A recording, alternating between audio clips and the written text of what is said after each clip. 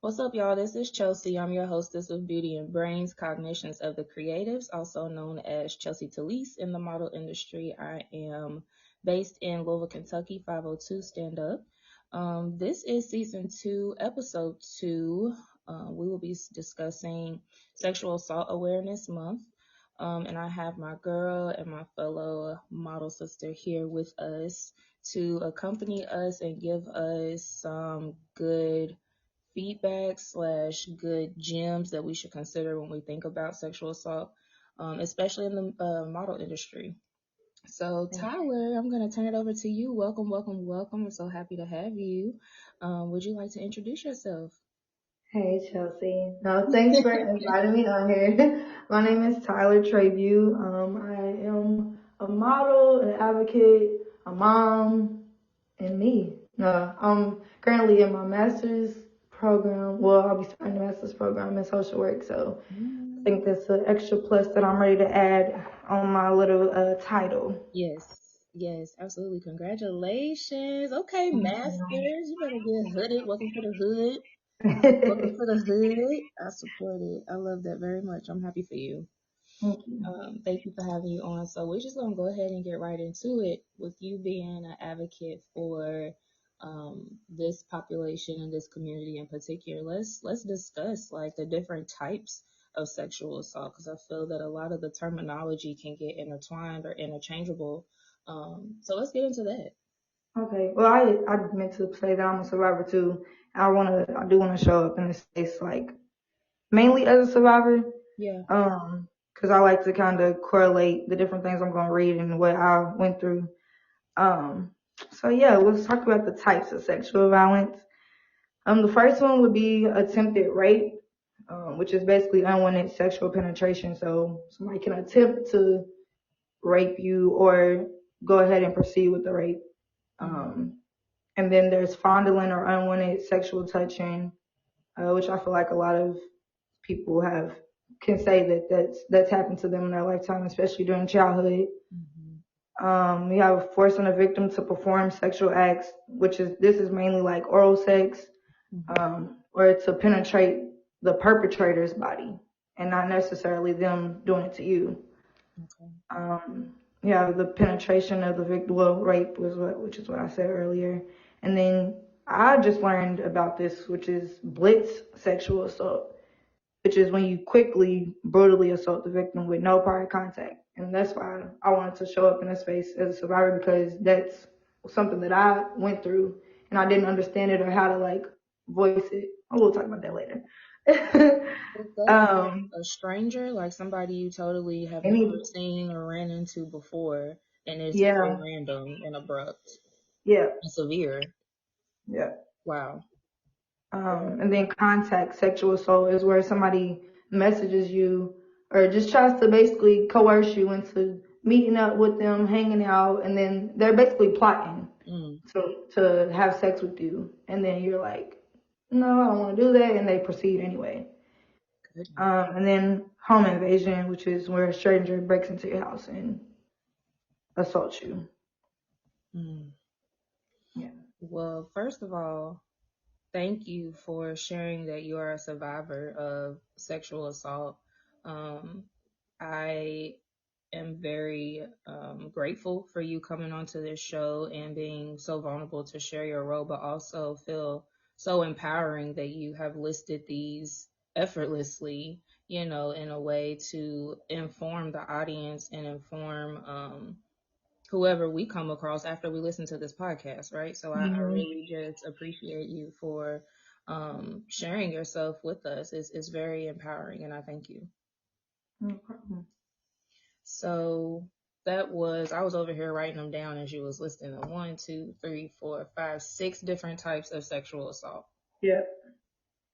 Which one would you say is most I don't want to say popular because I don't really like that Yeah. term in relation to what we're talking about, but which form of sexual assault do you feel is most acted upon in your industry as a model? Ooh. Mm. I would say the unwanted touch. Mm, Um, because I could really speak to this too. No names, but uh, just maybe it could be a photographer. Mm-hmm. Like you're doing maybe you like to do boudoir. I don't know how to say Boudoir. the word. And I remember being, not saying that it happened to me at this moment, but just getting into the model industry and like wanting to see all the different types of Mm-hmm. modeling that you want to do. Maybe you're like trying to love on yourself more and you get into that and you have a photographer who's like, yeah, I love shooting with women like this. Like this is my style of shooting and like, let's do it. And you're like, great. Like, and it could be somebody of the same sex or the opposite sex. And you're like, okay, cool. Like I'm comfortable. I'm here. I'm showing up for myself and I got somebody that's supporting me while I'm doing it. And they take advantage of that, like, oh, let me turn you this way, or let me pose Mm-hmm. like this. Like, it's those Subtle. small moments Yeah. that you're like, especially if you're new, you're like, okay, maybe they're supposed to help. Like, maybe they're just Mm-hmm. helping me pose, and it really be them like taking advantage of that opportunity to touch on you um, in a way that they shouldn't be touching you, and then you might not realize it until you leave, and you're like, hold on, I was uncomfortable when they did that. Yeah, absolutely. And in that moment, like you said, it can be the naivety, of this Hmm. being a new industry and this being a new person. So just to kind of branch off real quick, as a model, both of us can attest to this. If you are Hmm. shooting with somebody for the first time, new models, if you are shooting with somebody for the first time, take somebody with you. Take somebody with you. Take somebody with you. And when I say take somebody with you, they need to be in there the whole time. Don't be stepping out because you want to go to the store real quick. Don't be Right. stepping out because you got to get on the phone. No, people are slick. Yep. Because one photographer that I did work with, the first time I dealt with them, they did some uncomfortable touching, and the second time I went with my sister, and nothing happened. Mm-hmm. And but my sister also picked up like, hey, something was off about that photography. Yeah. Even though nothing happened, she didn't even feel comfortable with that person, and it was like, okay, so I wasn't sure, like, so Mm-hmm. clearly this person is showing some signs that I probably didn't see before, and I needed to bring somebody along so they could read the room for me. Yeah. Wow. Wow. I think that was the first form of sexual assault that popped up in my mind too. If I can guess on like which one um people have experienced the most, and I do think it's the the unwanted touch or like fondling. And when you said Mm-hmm. that, I immediately thought the club. Mm-hmm. Oh man, I just went through that this past weekend. The club. Somebody, yes. Oh my And I'm God, like, people are so entitled. I've had a woman and a man before. Well, obviously a man, but I'm saying both genders because you yeah. said it doesn't matter, right? And that's tea right there, is that what we don't talk about. Because I feel like, mm, not to justify, but I do feel like men do feel like, oh, I can do it too. If Yeah. you sitting here letting another female smack on your booty. Hmm. And it's like we as females might think, oh, that's cool. Like we hyping her up. And it's like, who said she wanted you to touch her? Who Right. said she wanted to be felt on this way? Hmm. Real talk. I had a girl, this was way back in my undergrad days. We was out at the club, obviously, and we just walking through. Next thing you know, I feel somebody cut my booty real quick and nice. Yeah. I said, Yeah. oh, I turned around, it was a girl. Like, do I smack her? And No. she said, I'm sorry, I had to. And I was so like perplexed, and I just looked at her, I said, don't do that shit again. Yeah, no, no. You know what I'm saying? Like, but as you said, You can hype me up. Hey, girl, you got that nice booty. yeah, it's that cultural slash entitlement, that Yeah. we can see in both genders. So I just wanted to say that it is so quote unquote easy Mhm. because the lines are blurred in so many of the environments that we frequent throughout our days. Hell, our week. Yep. Yep. So that's just where I wanted to start as far as the different types so that we can kind of reflect on those as we go through the podcast. So Mhm. with all these opportunities that could arise for someone to experience sexual assault, what would you say are like preventative measures? How can we be proactive um, in not being someone who has to survive that? Definitely boundaries. Like, I feel like that was what, I don't feel like that was just the main thing that I know when I had to get support after my assault is what they started with, boundaries. And it's like, you know how you hear somebody say, well, you should never been in that space. And that's hard to hear. Like, Yeah. but ain't you blaming me for for that happening to me? And it's like, it's not necessarily that you shouldn't, but maybe personally when you go in there and you show up a certain way and so people can know I don't play. Like, Yeah. you Yeah. can't touch me like how you told that girl. Mm. Yeah, she did it, but when she did it, you said, no, this Yeah. ain't it. So if anybody else around that room thought that that would have been cool, they know, like, Yeah. nah, she's not going for that. You know now. Yeah.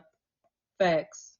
Facts. I think it's important to also know your limits, whether you're going out or even if you're just hanging out with somebody for the first time, because people can also use that. That's a part of the coercion of like, oh, let's go grab drinks, and um, they could not say like, hey, you getting a little, you okay? I think we should just do 2, 3 shots and then go on. But also taking you into those spaces so that you can be inebriated and not be able to think for yourself, and knowing that technically, as much as our culture also has like, let's get drunk and have sex, Yeah. like technically you're not allowed to consent when you're under the influence. Mm. Unless, well, not even unless, I'm not even gonna say unless. Let's just keep it at that. Yeah.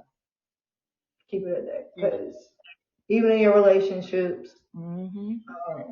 that could be like a thing y'all do, but maybe there's that one moment where you're like, I just wanted to drink, come home, relax, go to sleep. And that person automatically thinks like, oh no, we always drink, come home, have sex. Yeah. And when Yeah. you say no, like how are they gonna respond to that? Or if Mm-hmm. you're not able to say no, then you realize, well, hold on, my boyfriend, my girlfriend just took advantage of me. Yeah. Oof. Oof. That's deep. And Mm. there's a reason that those are two different terminologies. Those are two different types of offenses, right? So you got intimate Mhm. violence, right? Intimate partner Yeah. dating violence versus just regular old, I'm not gonna say regular old, but the simple definition Like of within sexual a, assault. yeah. So yeah, you can be assaulted by your partner in your intimate relationship. That Mhm. exists. That exists because no means no. Right. Regardless of the title of the relationship, regardless of the dynamic that you play, regardless of the role you are in my life, regardless if you pay bills in this house. Hold on, Right. somebody. See. Hold Yeah, I'm on. tired of that back. I'm It's tired of never that. okay. So I think for me, another preventative measure would be staying in packs. You know, Mhm. like really just following girl code. Like you don't go to the bathroom by Girl code. yourself. You buy a drink. If you turn your back on it, it's a wrap. Mhm. Mhm. It's a I think wrap. so. You leaving But home, you going home with how you got here. yes. Ooh. No. Please don't stress me out. I know you grown. No. Please. Man, that's the big girl code is definitely important. Like making sure that y'all are on the same page, especially when you're traveling and just Yes, Lord. it's anything can happen. Like Mm-hmm. you always gonna have that one friend. It's fun to have that friend in the group that's just spontaneous.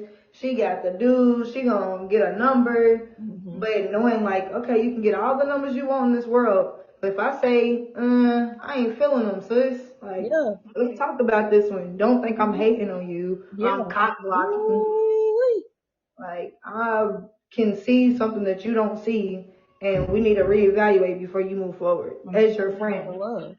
And if you don't trust your friends' thoughts or feelings, or you know what I'm trying to say, Yeah. if you don't trust the instinct, then is that really a friend or is this just somebody you having fun with?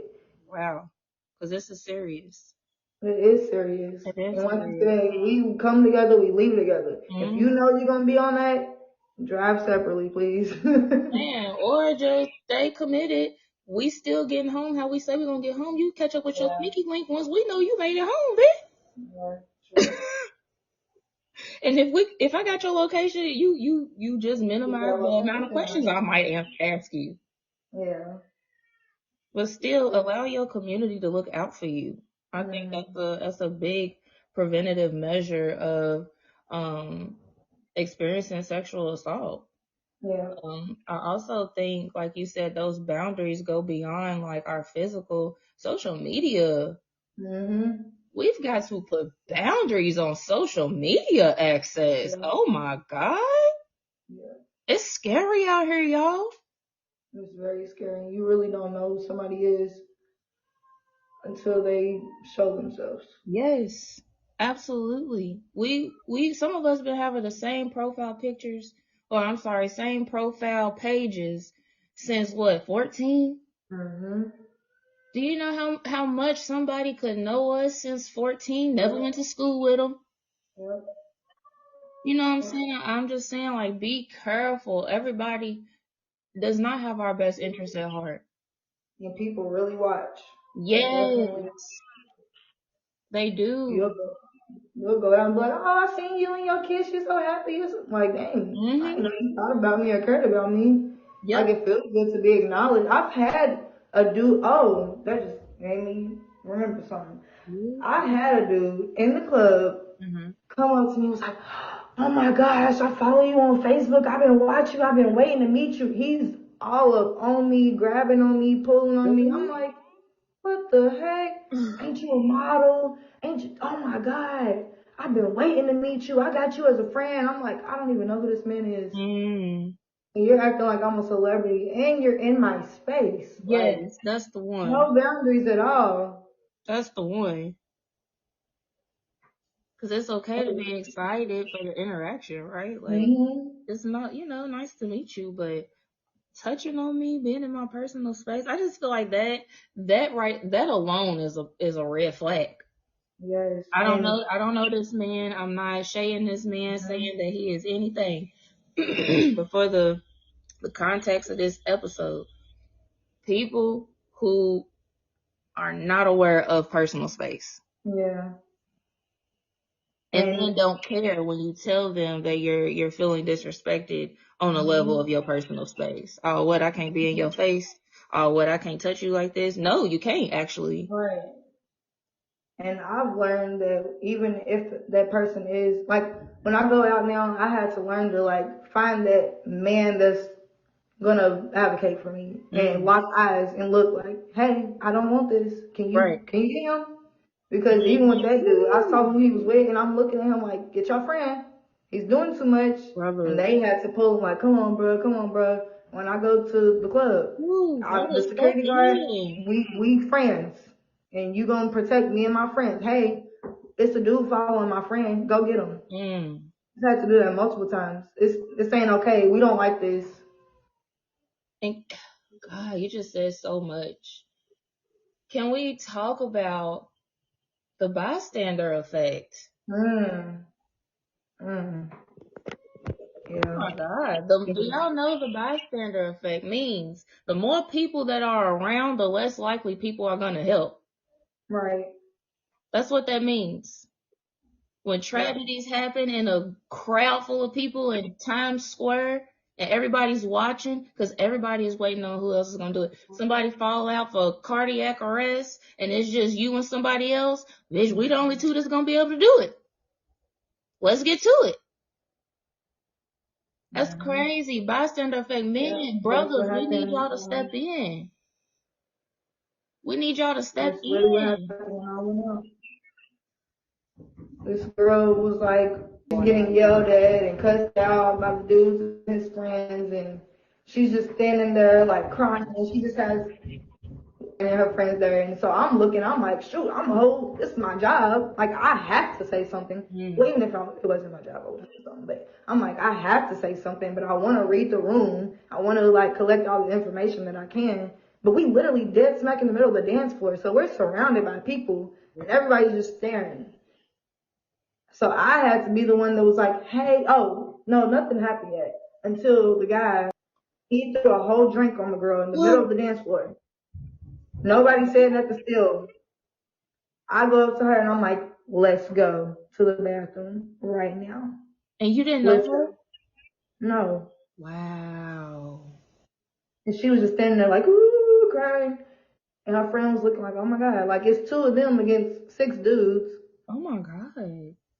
And everybody's looking. So when I finally like, hey, you good? Let's go. Mind you, we weren't the same race. So seeing me say something was like, oh, okay, maybe we should, everybody else won't jump in. Like, they clearly not together and she's helping her. So some other girls were like, who are you with? Like, what's going on? I'm like, that wasn't cool. Like, cause the people I was with was like, don't get him in the middle of that. She's lying or she threw a drink first. I don't care. That wasn't cool. Like, regardless, and I'm gonna remove the person. Like, we always learn that even in my job, you remove the person that can cause less harm. I'm not gonna get on butt with him and go, go, go. No, we're gonna take you. We're gonna move you away. That's good. Calm you down. You're the victim, first of all. Yeah. No, that's And real good. thankfully, she got to talk to security, but it was just crazy how even the people I'm with are like, no, leave it alone. What? Yeah. That's how we move. Do I need to be out with y'all? Like, No, that was T. Like you said, the easiest person to get out the situation is the one that's gonna do the least.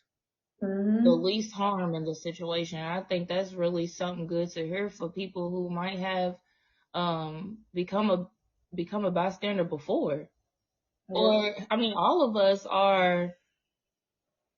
have the same probability of being a bystander. You know what I'm saying? In any type of situation at any given time. So in those moments, if you feel led to step in, I know I can't even say what I would do in a situation. You know what I'm saying? Like that's just one of those type of things when you seeing some real crime go down in your face, you got to consider your personal safety. It is more than just the act. So I'm not about to sit here and just say be a hero.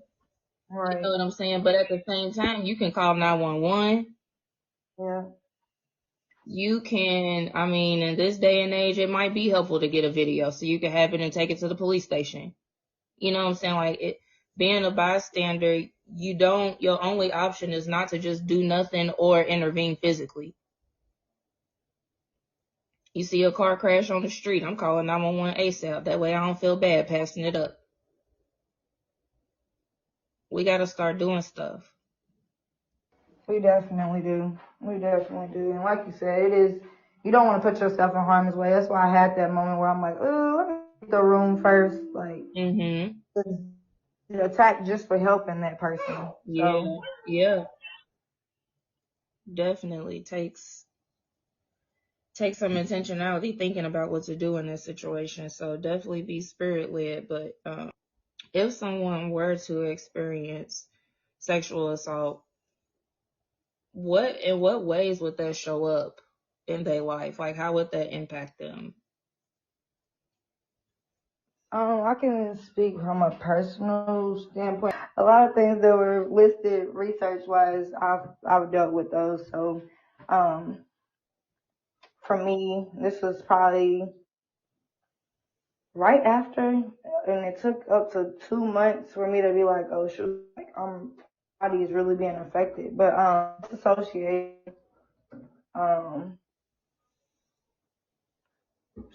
trust, Yeah. trust people, trust in places, not wanting to leave their house.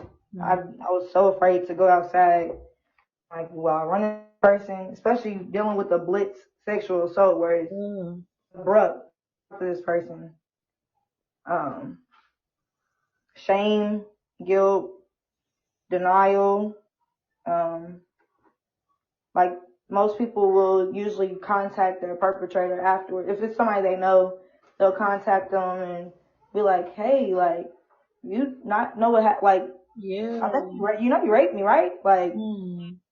and then definitely just the like I said, isolation, uh, denial, um, just reaching out to your perpetrator, which can be like a boundary thing. Your trust with whoever, like friends, family, because I had, especially when you're trying to tell somebody like, hey, this happened to me, Yeah. and they don't believe you or they don't act on it as quickly as you expect.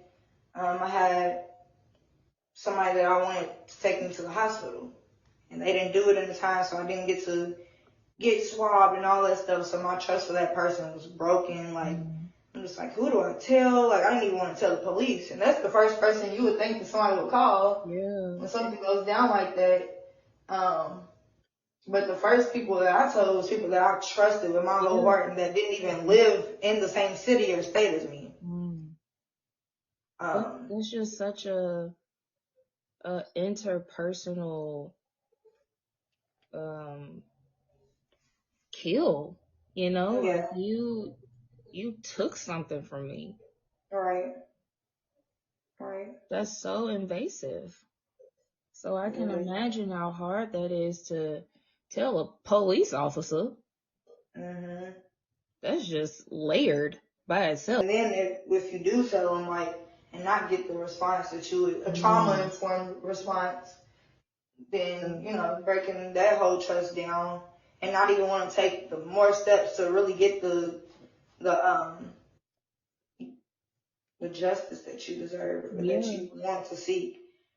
Um, And I but think yeah, that's what keeps people from telling in the first place is the known like common reaction, you know, to people who disclose that they are a victim of sexual assault. right, Because at the end of the day, in the eyes of the law, it comes down to he said, she said. right, right.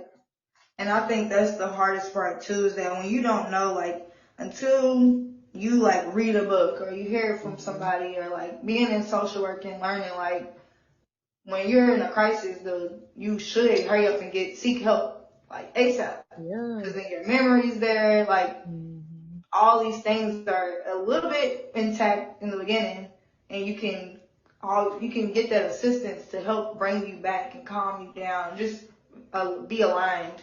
Yeah. Um, you can speak to that more because I'm not using the proper terms right now. But No, I was just um, thinking about that. I'm over here looking for my DSM because it is a symptom of PTSD, and I think it's yes, a diagnosis itself, but it's a certain form of amnesia that you mhm, get because of the state of trauma that your brain is in during that yep, time. yep. And that's And why, oh, go ahead. I was just gonna say that I remember when it did happen to me, and I remember like getting out of the car, like the disassociation started immediately. Like Mm-hmm. everything clicked in right when I got dropped off. And I'm like, hold, like my vision was blurry. Like I'm like, whoa, what just happened to me? Like, did this really just happen to me? What is going on? I'm like, all the things that they say not to do, it's like you naturally just do it because you're literally not mentally there, emotionally present with what you're doing. I'm just going through the motions because it's like, I feel like my body's telling me to go clean itself off. My body's telling me to Mm. reach out to these people, but I really don't know what I'm doing. I'm just doing it because my body's telling me to, but nothing has clicked for me right now. Wow. So they tell you like, don't take a shower after you do it, like go to the hospital. Yeah. None of that. And Mm. I've been learning this type of stuff for years. I was on Planned Parenthood, Teen Council, like all these things, and none of that clicked for me in that Mm. moment because it was so like, what the hell? So wrong.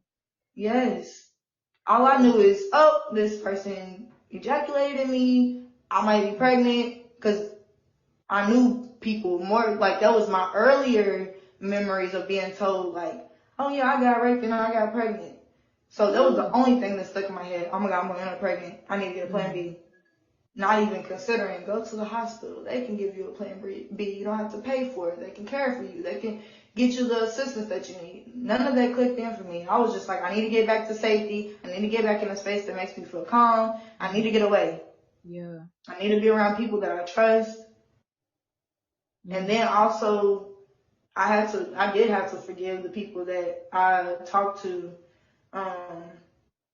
during that time. When I say trust, like, my feelings were hurt when people didn't act in the way that I need them to. But also realizing like they're considered a secondary victim. So you giving them all this information, it's like they are in shock too. So they might not act up and jump or really know what to do. And the person that I first called was a whole psychology major and worked in this type of field. But I'm also, before all that, I'm that person's friend. Like, this is somebody I dated, and like they just wanted to care for me and hold me and make me feel comfortable. But I had to let go of like, dang, you didn't take me to the hospital. Like, all the things I wanted you to be my brain. You weren't my brain. And having to forgive them and understand now, like, that's because they were impacted as well. By knowing that a loved one was hurt. And then you got the friends that might be like, hey, what's up? Where they at? I'm about to kill them now. Yeah. Wow. That's deep. That's deep. And then even I've heard people minimize like the situation. Like, oh, well, or blame themselves. Like I said, they kind of go hand in hand. Like, oh, well, I let them sit in my house, or I let them take off my shirt. Like, okay, but you didn't say yes to sex. Yeah, it's step by step. You could change your mind at any point. Anytime. At any point, you are allowed to change your mind. And that's why knowing what coercion is important too, especially in our culture, because it's like somebody can keep trying to convince you until you give in, and you're thinking it's your yes, and really you just like, hey, maybe I want this person to shut up, or maybe I am just being a stuck up person. Maybe I realized that even in my dating relationships that I might have sex just because I want that person to stay around. And not saying that person assaulted me, but just having that recognition of self, like, that could make me vulnerable to assault. Because I'm like, okay, let me turn this person on to keep them around, but I really not want to go into sex. I just want them to be turned on by me or attracted to me. So now you talk about personal boundaries. Yes. Oof. Yes. Ooh, child. It's everything. It's so much that goes into it, and I think that's why it's easy for people to be like, well, it's easy to be like, that's your fault. Cause it's like it's so many layers. So many layers. So many layers. So many layers. And I did, look in this DSM, and it is dissociative amnesia. And it is an inability to recall important autobiographical. So that's anything that happened, about you or to you. So an inability to recall important autobiographical information, usually a traumatic or stressful nature that is inconsistent with ordinary forgetting. Yeah. So that means huge events that occurred and you didn't forget details about it. Yeah. That's like taking a 3-year-old to Disney World and it's like, how was it? Yep. I don't really remember. You don't remember how Disney World was? Yep. And that can happen for years. Yes. Ooh. Finally getting diagnosed with PTSD. And then actually realizing, like, even when I'm dating and they're like, well, you don't remember this conversation, you don't need. I'm like, I'm so used to trauma that I only remember the bad. Jeez. Like, maybe the bad was and now I'm realizing too that the bad is usually my red flag, that I'm like, this hit a different type of chord. This hit something in me that is like, nope, red flag, get away. Yeah. And can we acknowledge that we do feel triggers in our bodies? Definitely. We feel them in your That's body. The why. next time you trigger, just sit there and be like, where do I feel this right now? I bet you it's in your gut Mhm. area. I bet you it's in Yep. your torso or in your neck. Mhm. Your body talks to you. Literally. People who have been Literally. sexually assaulted, they may years later still have some type of pelvic pain. Mhm. I had a friend say that they realized they hadn't worn pants or shorts or skirts or anything, like they only wear jeans, and that happened to them like 10 years ago. Mm. They've never worn anything else. They didn't even realize they couldn't feel the bottom half of their body until they did yoga. Wow. And you know what? That's Victims like deep. that, they go to the doctor to get pap smears, to get everything checked out, and everything comes back normal. Mhm. Because it's trauma. Oh, Lord. You making me realize stuff on, girl. Like, Because these it's people probably think trauma. I'm what's it called, a hypochondriac. No. No, trauma is stored in your body just like a scar. mm. That don't mean it's not healable. Yeah. You know, you can work on it, but it literally takes up space in our bodies. And it's causing so much blockage. Mhm. And it's so And heavy and it's so complex. It's hard. yeah, that's my. I'm realizing, like, when I do say that I want to advocate for survivors, that's my main goal, is to, like, first of all, understand my journey and process and know that I'm not fully there yet. Like, so right now I'm in kind of the informing, educating stage about what sexual violence is and what that Hmm. looks like. But my next goal is definitely to learn about the healing part, like you just Ooh, said, internally, yes. because it's so much, and it's like, and just being able to be real with yourself is hard to do and Yeah. acknowledge, like, hold on, that's Hmm. why, like you said, hold on, this is what my trigger is coming from. Yeah. Because there's people that have dealt with childhood sexual abuse and they can't even recognize that, like, even as an adult, it's still affecting them because they never Mm. got help. Yeah. And it's like, no, that's not what it is. And it's like, That was a long you don't time think that you ago. can be open with your partner sexually because Mm. of what you went through? Like, I know for Ooh. myself that as a kid, when somebody simply, well, not simply, I'm not gonna say simply, when somebody that was older than me was touching on my stomach and putting their lips on my stomach, I know as an adult, I don't like when a man does that to me because Mm. that triggers that. Yeah. And I know that I can never be wrong. If I get with a man that likes to do all that licking type, I gotta say, hey, I don't like that. This is why I don't like that. Like, I don't That's the know. thing. That's the thing. Yeah. When you are a victim and you are dating and you are wanting to be intimate with your partner, and I pray that everyone who is a victim becomes so radiant and so lighthearted about these obstacles that they can enjoy their partner to this degree. But I want to say that your partner should know what Definitely. they need to help you heal from. Definitely. Intimacy in a relationship is a big deal. I know we And talk about it like it shouldn't be, and it's not, but it's just as important as everything else. it is. And if you can't be vulnerable with your partner, like, sometimes it is that person can't receive it, but Yeah. don't you want to be with somebody that you can be vulnerable? Like, after Hmm. 3, 4 years of being together, can we eventually have that conversation? Yeah. But not even that long, but you should, for real, for 3 years, and I'm gonna be mad. Like, I'm trying to Trump, tell you about what I'm was going through. like, You wonder why I'm 3 years? Okay, cranky. okay. Let her Like, cook. for real, like, you wonder why I'm mad and why I'm bothered and why I isolate. Like, I'm traumatized. Like, I need Mm, to talk to you about this. I'm not just some mean B word and you looking elsewhere and instead of figuring out why I am the way that I am. yeah, yeah. Like, it's so important that, but then that's when you, never mind. I'm gonna let you start. Tyler said we can go for hours, For real. for hours. Oh my god.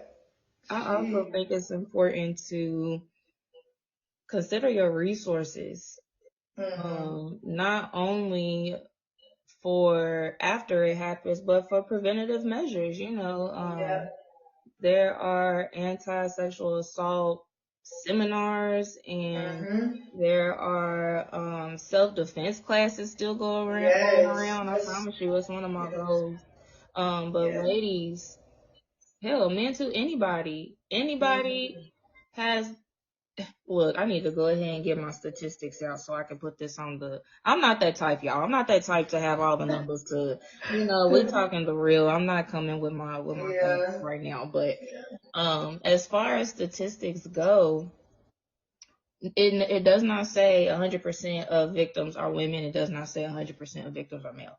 So Mm-hmm. we have to do, as a humanity, our best to protect ourselves. Right. Small things like working out, Mm-hmm. getting strong, taking care of our bodies, getting our stamina up, knowing our resources in the community. The worst thing to have to do is be in a crisis trying to think. Right. Right. You said that, Tyler. Yeah. That's the worst thing. Load your phone up with the resources. Put it in your files. Put it in your notes. Put it in Yeah. your picture. Put it in your picture album and heart the favorites. Do whatever you got to do. Put it in your Because contact even book. I remember calling when I finally calling the police because my parents told me to, and they didn't even give me the right information. So like having the information for yourself, like they told me, Mm-hmm. I think 72 hours, and it was really 96 hours to go get swabbed. So I'm Mm-hmm. sitting there sulking like, oh, it's too late. Oh. And I could have walked my little tail to that hospital like I walked the next day. It Mm. ended up being right at the 96 hour. Wow. Oh. But I could, and I was still grateful. You can still go, and this is important too to know. Go to the hospital, let them know Mm-hmm. what happened, even if you don't get swabbed, because that's really just for legal purposes.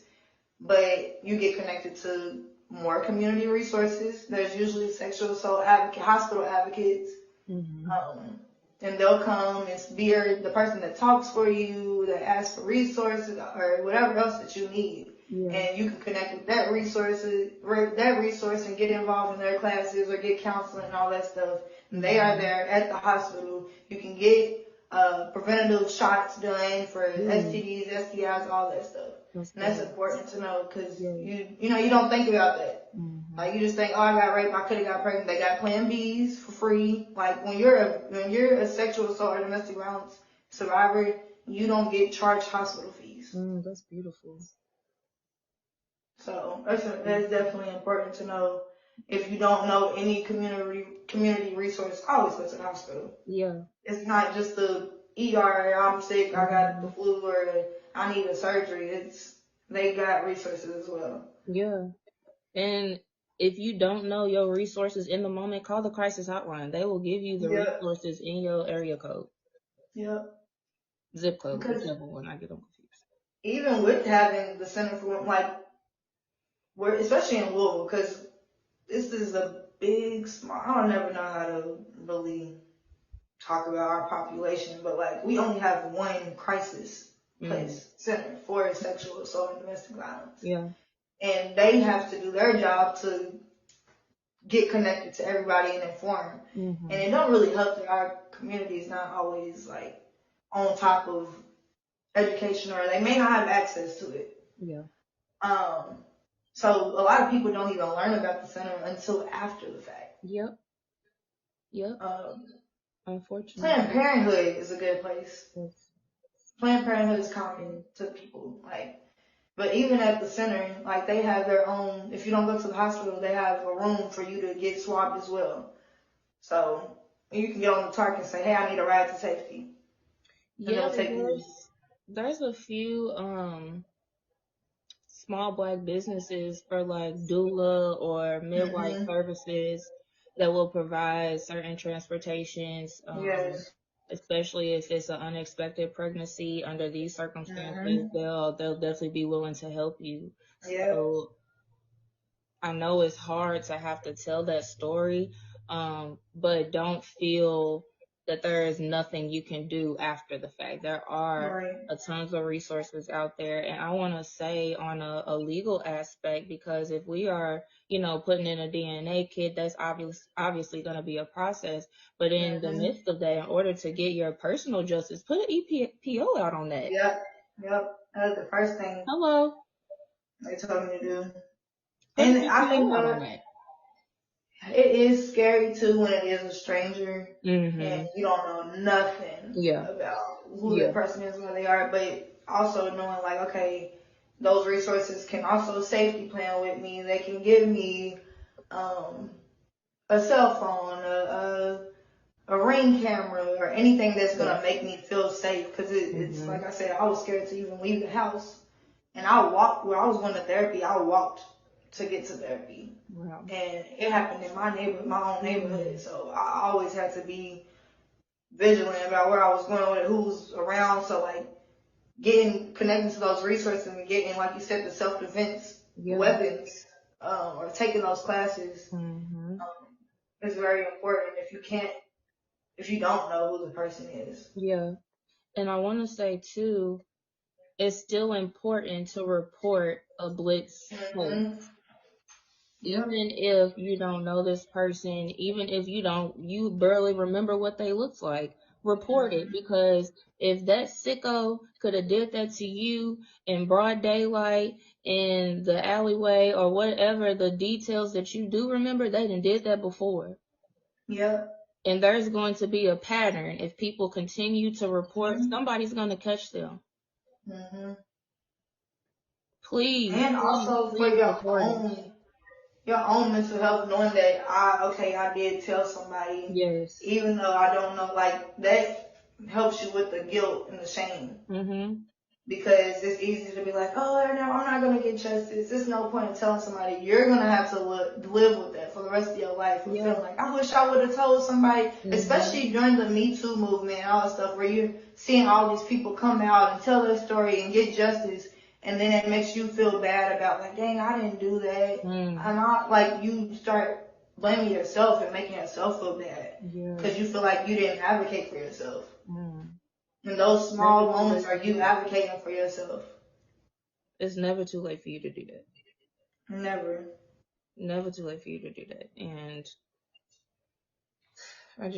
I want us to get to a place where um there are a handful of centers for Black women that we can go for these situations in particular. Mhm. In Louisville, Kentucky. Yes, I'm Mhm. calling us out. Yes, I'm calling us out. But I think they're so needed, safe spaces. There's plenty of them. I know the YMCA is definitely a hub of safe spaces. Hell, White Yeah. Castle. Be aware Yeah. of the yellow, what is It's that? fine. The Safe place. diamond Huh? sign. Safe Yeah. spaces. Be aware of where they at, y'all. Yeah. Be aware. I really just encourage you all to be proactive. To be proactive in sexual assault. If you know somebody who's dealt with it, that doesn't mean that it doesn't impact you. We talked Right. about secondhand trauma, and I think that a lot of people minimize secondhand trauma. Mhm. That means you done heard, seen, or witnessed, or somebody close to you has experienced something traumatic.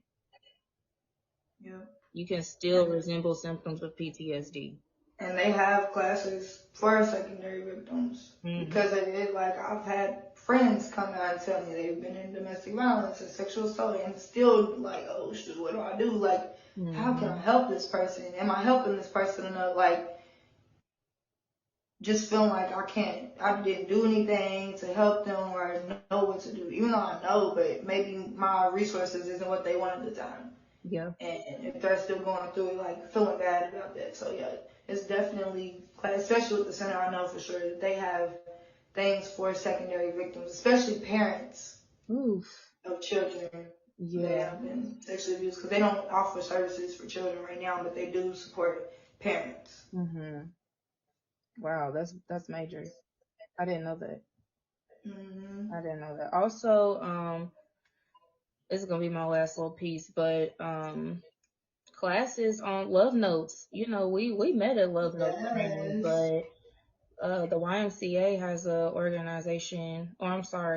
program called Love Notes, and it is for adolescents, and it basically teaches them healthy romantic communication skills. That's Boundaries. major. All of that. I love love notes. I'm quick to tell somebody, hey, what about love notes? No, seriously. Even as an adult, I tried to get it at an organization. It was like, hey, I think the adults here should take this. Like, Yeah, it's a very that's important good. program So and just good. loading yourself up with facts on healthy Mm-hmm. relationships, healthy romantic relationships, knowing how to protect yourself emotionally, physically, mentally, spiritually. That's what boundaries are. Yeah. How we protect ourselves in all of those different ways. Um, so Tyla, thank you so Yeah, much, girl. girl. This was amazing. Thanks. This was Thanks for amazing. trusting in me to do this topic. You Trust know, I like to me. have a conversation. I'm the same way. Like, I'm not gonna sit here and here's according to. Right, Like, let's get real. right. Let's get real. So I thank you ain't the for one. providing the space. Absolutely. I thank you so much. I appreciate y'all who are tuned in. Thank y'all for listening. This is Beauty and Brains Cognitions of the Creatives. We just had a real nice talk about sexual assault with Miss Tyler Moniz. Stay tuned. We will be having season 3 where we talk about Mental Health Month, which occurs